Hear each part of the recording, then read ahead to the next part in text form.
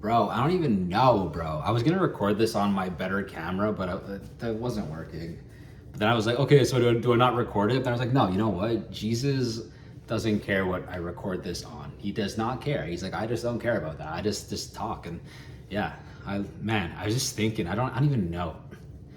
Like, I was just thinking about men and women and, all that attraction and how it goes back and forth. And I was thinking to myself, like back in the day, like even, like not even back in the day, like even if I'm talking about a year ago, right? We all are thinking to ourselves, okay, what do you want someone to be attracted to you for? And just when I'm living in a worldly way, like most people, my brain was just thinking, yeah, like I want people to be attracted because like, oh, you look good. Like how am I attracted to people? Oh, she's pretty, she's hot, right? And how are they going to be attracted to me? Simultaneously, our brains go in the same direction and think, well, she's going to be attracted to me as well, right? Then just over time, realizing that, you get closer with God, with Jesus, like that right there, that's our flesh. You know what I mean? Like we're chasing flesh when we're doing that. We're chasing worldly desires when we're doing that. And I've just learned over the past year that, and I've never been in this position. I would be so fortunate to be in a position where someone would say something like this to me. But like, if someone were ever to come to me and be like, yo, Joe, I'm attracted to you because of your heart. Or even if it's like behind my back and they're like, Joe, like I'm attracted to that guy, Joe, because of his heart of Jesus. Like that guy talks about Jesus all the time. That guy loves Jesus. I can tell he's on fire for Jesus. He's on fire for the church. He reads his bike, whatever it is. Like that guy, that guy, not just the actions of doing those things, but he acts in the way of Jesus Christ. And that right there is like, my brain has changed to thinking like that is the biggest compliment someone could ever give to me, being attracted to me because of that, right?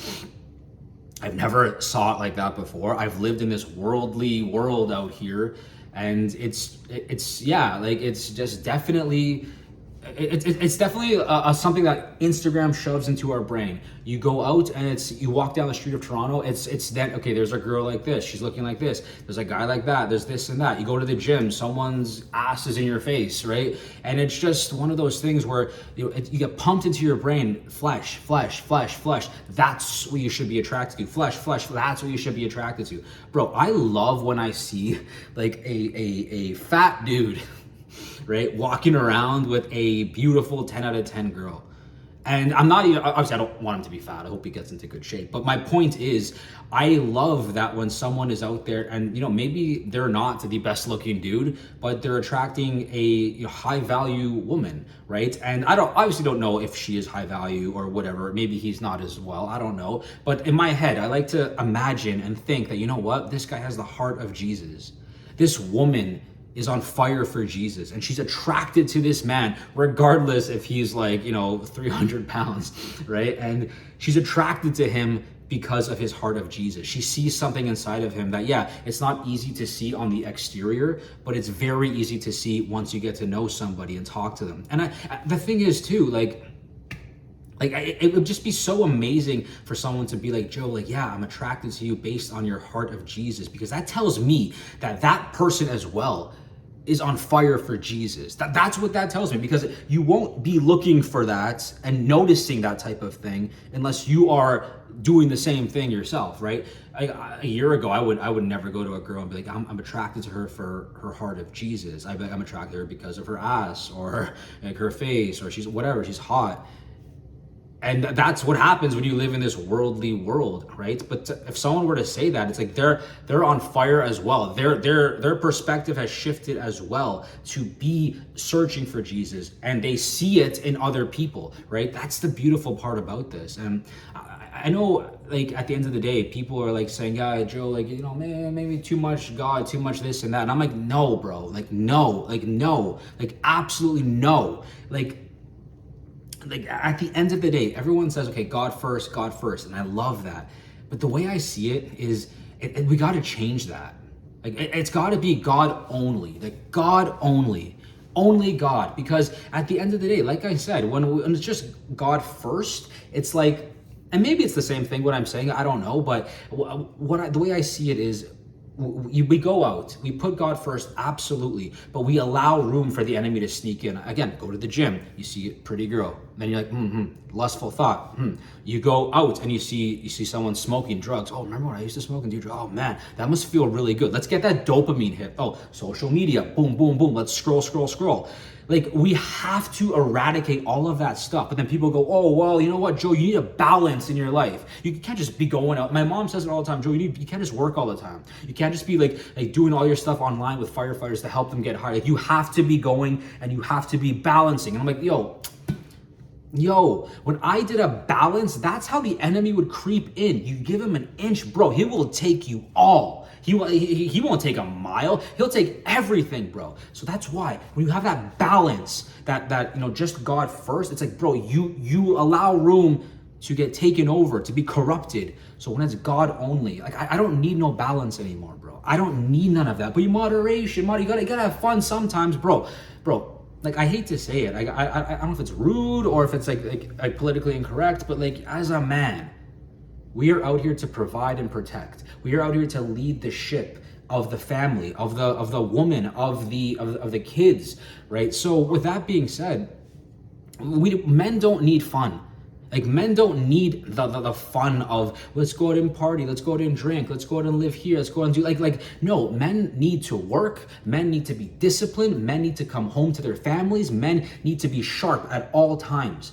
What does it say in The Godfather? Like women, something like women and children can afford the luxury of just being careless, I think he says, but men cannot. Men have to always be on the ball because they're the leaders of this ship. So when men are on the ball with God only, and that is what is steering a man towards his future with his wife, with his children, that right there.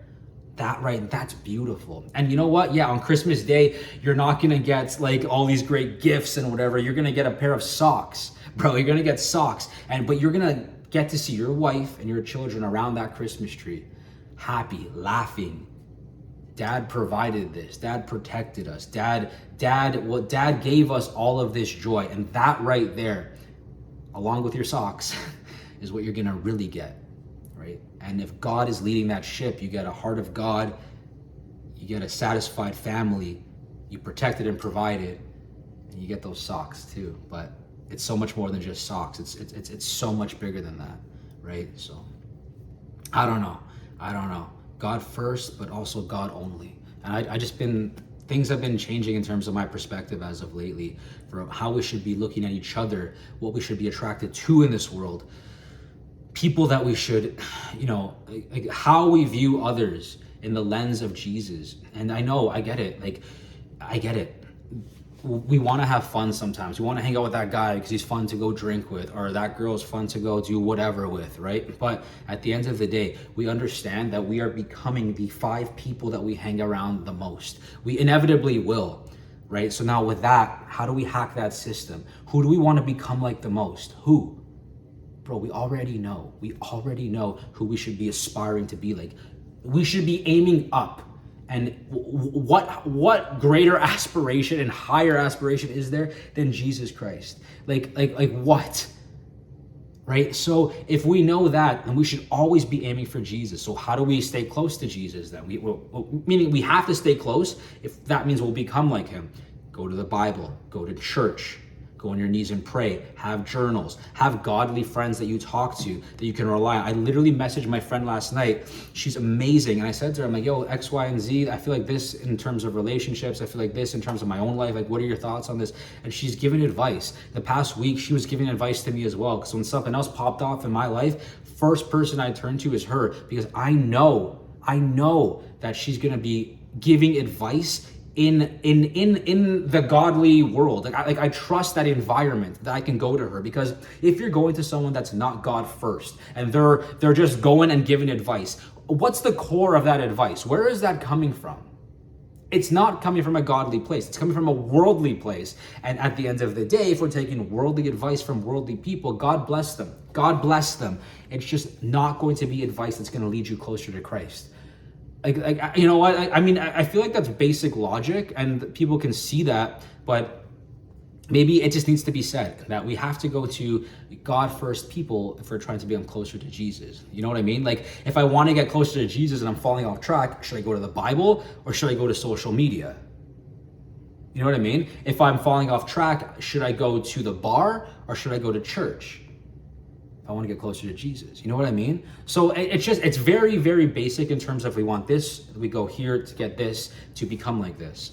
But you know, sometimes you just have to say it. You have to say it out loud and understand that that you have to know where you want to go. And if it's Jesus, cool. Now we have to also be doing actions in our life to promote that, to get closer to that. To our values have to match our actions, if that makes sense. Or our goals have to match our actions, starting right now, today, in the daily things that we do.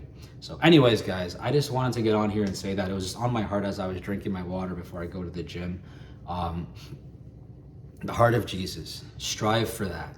Search for that. Don't give up on that. I have given up on that in the past, but what's crazy is that even in those times, he never gave up on me. That's a father right there. That's a great father. So, love you guys. Love you.